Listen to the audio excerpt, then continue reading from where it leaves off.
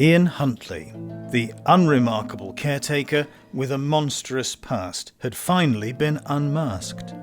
But what happened next was just as disturbing. His trial exposed a catalogue of failures by social services, by the police, and by those who should have joined the dots far earlier. It also exposed something darker, a man capable of chilling deceit who kept lying even when the evidence was overwhelming. This is where psychology meets pathology, where motive gives way to mindset, and where the question becomes not how Huntley did it, but what kind of man could do this? We'll also revisit Maxine Carr. Her story didn't end with her release, and to this day, her whereabouts remain a state secret. Why? And what does that tell us about how we view guilt, coercion, and redemption? You're listening to Psycho Killer, Shocking True Crime Stories. This is part 3, The Mind Behind the Mask.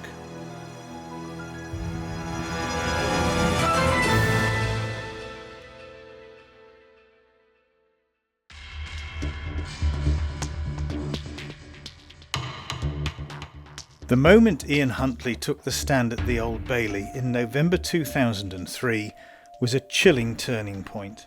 He no longer wore the mask of the concerned caretaker. Now he was the centre of one of Britain's most horrifying trials. Let's look at how the case unfolded. Huntley pleaded not guilty to murdering Hollywells and Jessica-Chapman. The prosecution laid out a robust case, fibre evidence, cell site data, eyewitness reports, and an alibi that had crashed. And then there were the forensic details. Blood spatter in his hallway, burned clothing in a school bin, traces of matching material in his car. The jury heard he'd tried to destroy evidence, cutting up clothes, cleaning car interiors, yet detectives still uncovered enough to dismantle his story. When he finally spoke, Huntley claimed the girls' deaths were accidents. A nosebleed, panicked rescue, drowning, and choking as he tried to silence Jessica's screams. The defence implausibly called it pure chaos, but the jury didn't buy it. After 27 days of testimony, the verdict came in on the 17th of December 2003. Huntley was found guilty on both counts of murder, a majority verdict, and later given 2 life sentences with a minimum term of 40 years. We asked previously what turned public suspicion into conviction. Here it is, not just emotion or intuition, but painstaking police work and scrutinised evidence. What happened next was the moment this trial became a symbol of justice finally catching up. Cruel and merciless, the words used by the judge to describe Ian Huntley, tonight entering Belmarsh Prison as a convicted double-child murderer. The judge called him a danger to children and emphasised that his crimes demanded whole life imprisonment. However, the Criminal Justice Act of 2003 meant he would face at least a 40-year minimum sentence before consideration for parole. Meanwhile, Maxine Carr, convicted not of murder but of perverting the course of justice, served 21 months before becoming, to this day, one of Britain's most protected former public figures. In that courtroom, a seemingly normal man was exposed as a monstrous liar and a manipulator, with a behaviour pattern too twisted to disguise.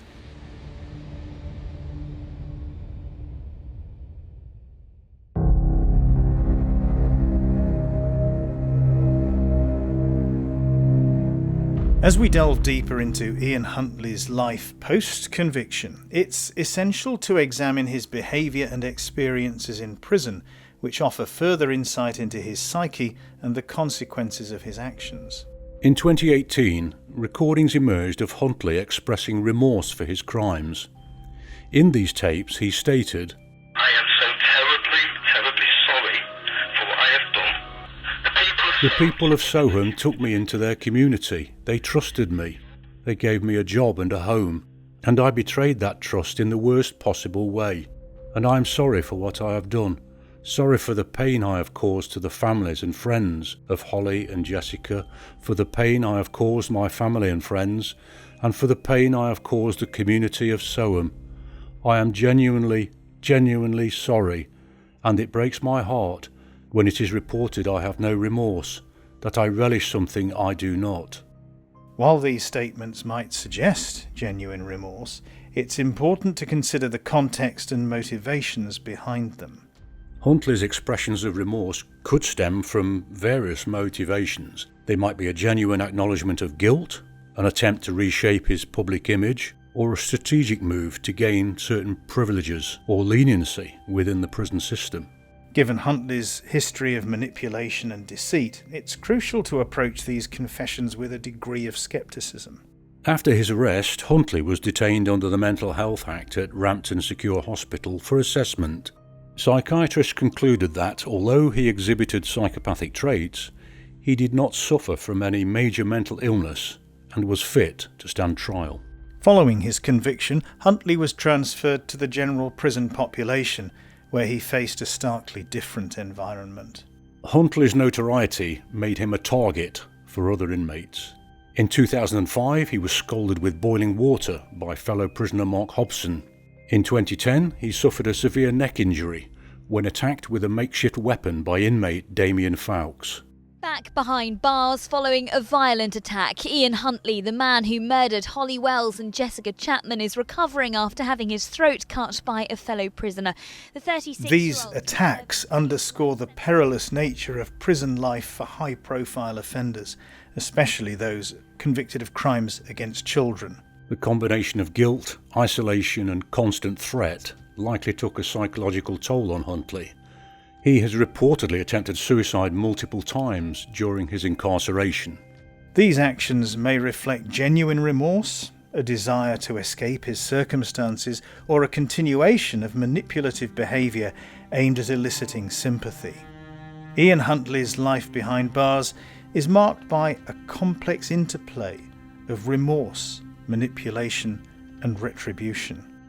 As we continue our exploration, we'll delve into the psychological assessments and what they reveal about Huntley's character and motivations.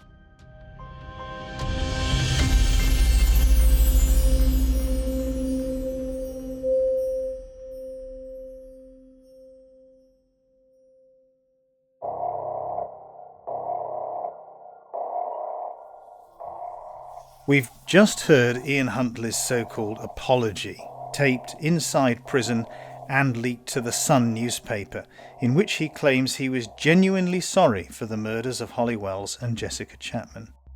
But how seriously should we take those words?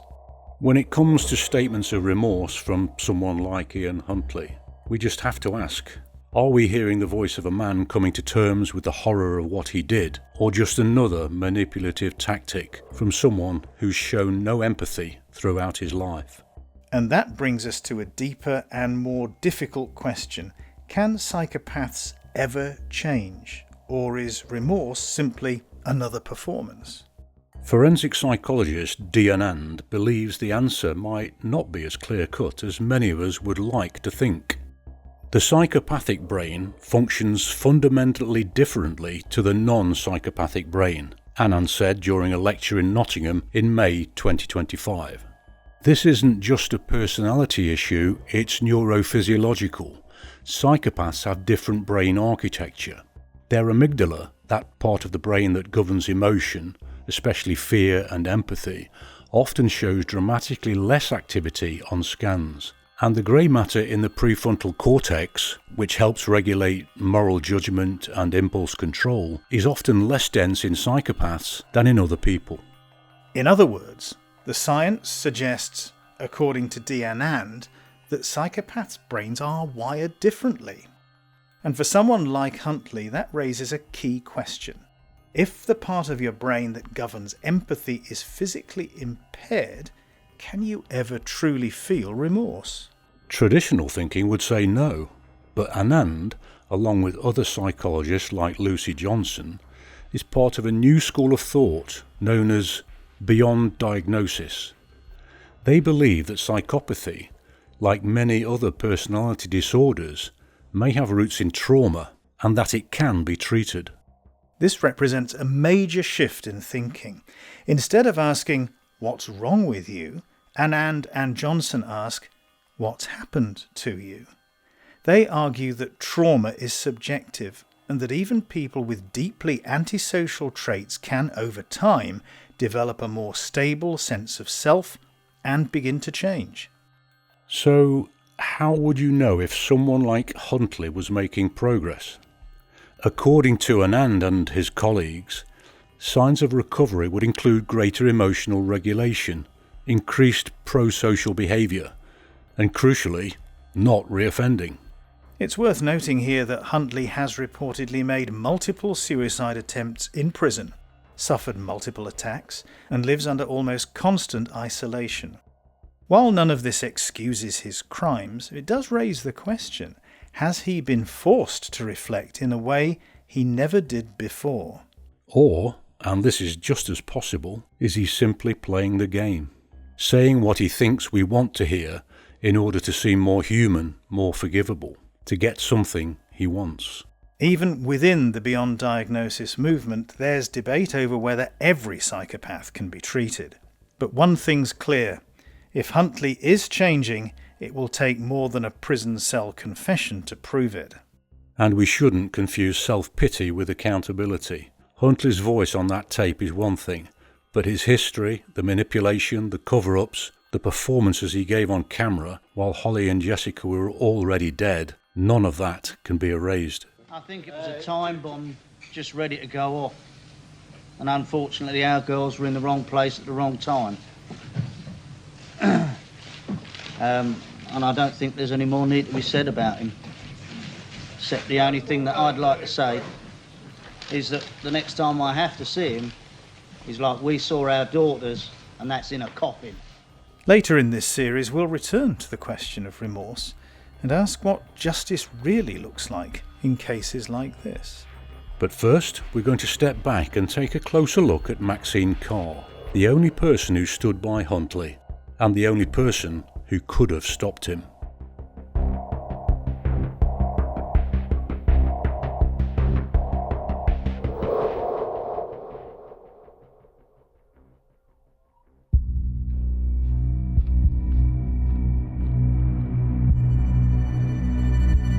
When the news finally broke that Ian Huntley had murdered Holly Wells and Jessica Chapman, there was another figure in the spotlight. Someone who wasn't in that interrogation room, but who became just as vilified in the public eye. Maxine Carr. The woman who called Huntley her fiancé. The woman who gave him an alibi. And the woman who, in her now infamous TV interview, referred to the girls in the past tense, even before the world knew that they were dead. Here's Jeremy Thompson from ITV News reliving that chilling encounter for a programme marking the 10th anniversary of the Soham-murders. This is where we set up our main presentation unit. This is where I did a lot of the live programmes that day from the high street, a very noisy little high street here in the heart of Soham. This is where I interviewed Maxine Carr, right here on the pavement on the high street, in what turned out to be a rather revealing interview. This is something I'll probably keep for the rest of my life, I think. It's what Holly gave me on the last day of term. She was very, very upset because I didn't get my job, and that's the kind of girl she was. She was just lovely, really lovely. That's really very sweet, isn't it? Yeah. And it was just afterwards, when we came off air, that one of the producers said, "You know, that was odd. Maxine Carr seemed to be talking about the girls in the past tense." And we all went, "Yeah, that's right." We played back the interview and we thought it was rather odd. And we thought, well, we'll go and talk to the police when they have a moment, when we next see them, and we'll talk through the interview. But they would have seen them anyway live on air, and I assumed that was already starting to play into their thinking about the case. She may well have been giving something away.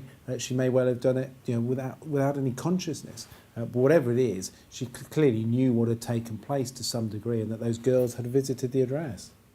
The next morning, the story became a runaway train, really. It was extraordinary, the pace at which it moved. In the last few minutes, a 28-year-old man and a 25-year-old woman, both from the Soham area, have been spoken to by police officers and have agreed to give witness statements to us.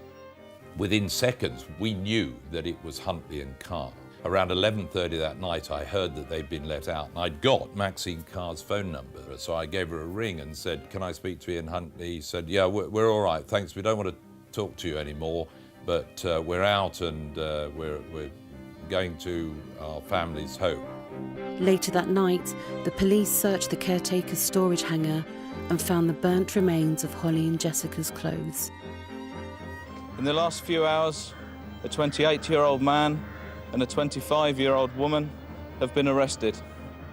Then early on the Saturday morning, the police called a press conference and dramatically announced that 2 people had been arrested, and it was clearly Huntley and Carr, and this time they were being arrested in connection on suspicion of abducting and possibly murdering the 2 girls. Previously, we explored the possibility that Carr was under Huntley's control, that she may have been coerced or manipulated in a textbook case of emotional and psychological domination. But that hasn't stopped the British public from making up their minds about her. For many, Maxine Carr remains a figure of loathing. She didn't kill the girls, she wasn't even in Soham when they died, but the sense of betrayal ran deep. She was a teaching assistant, a trusted figure. She'd looked those girls in the eye, and then she lied to protect their killer. During her trial, Carr admitted that she'd provided Huntley with a false alibi, but she insisted she did so because she was scared of losing him, not because she knew what he'd done. The court ultimately accepted that she didn't take part in the murders and sentenced her to 3.5 years in prison for perverting the course of justice. She served just 21 months, and then she disappeared. Maxine Carr is one of the very few people in Britain to have been granted a lifelong anonymity order. It's a rare legal mechanism, usually reserved for high-risk cases involving vulnerable individuals who are at genuine risk of harm from vigilantes. That means we don't know where she lives, what name she goes by, whether she has children, or what kind of life she leads now. All of that information is protected by law, and any journalist or member of the public who tries to expose her could face serious criminal charges. And yet Carr's shadow looms large in the public imagination. Entire online forums have been devoted to unmasking her. There have been cases of mistaken identity, women falsely accused of being Maxine Carr who were hounded out of their homes. It's a stark reminder of how powerful emotion and outrage can be in a case like this, especially when there's still a lingering sense that justice wasn't fully done. But here's the real question. Can we accept that Carr may have been both complicit and controlled? That her actions were morally wrong, but not criminally malicious? Carr told the court she believed Huntley was innocent, that she couldn't reconcile the man she loved with the monster she now knows him to be. But whether that was naivety, willful blindness, or emotional dependence, the consequences were devastating. So we may never know the full truth of Carr's role, or how much she truly suspected. But the legal system made a judgment. She served her sentence, and now she lives a life most of us can only guess at. So, as we wrap up this episode, we're left with 2 people, one convicted of murder, one convicted of deception, both etched into the national memory for very different reasons.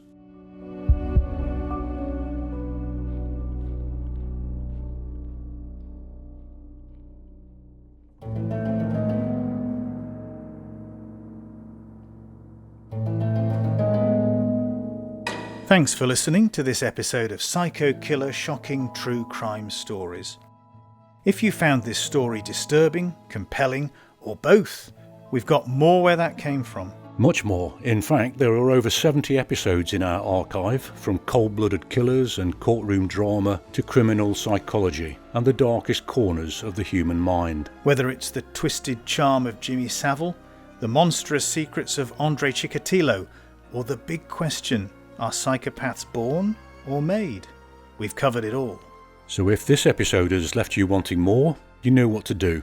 Hit follow or subscribe on your favourite podcast platform. Leave us a rating or a review if you've got a moment. It helps more than you know. And dive back into our back catalogue at psycho-killer.co. You'll find every episode, some bonus content, and some of the most chilling true crime stories ever told. The sources in this episode included BBC News, Good Morning Britain, ITV News, and The Sun newspaper.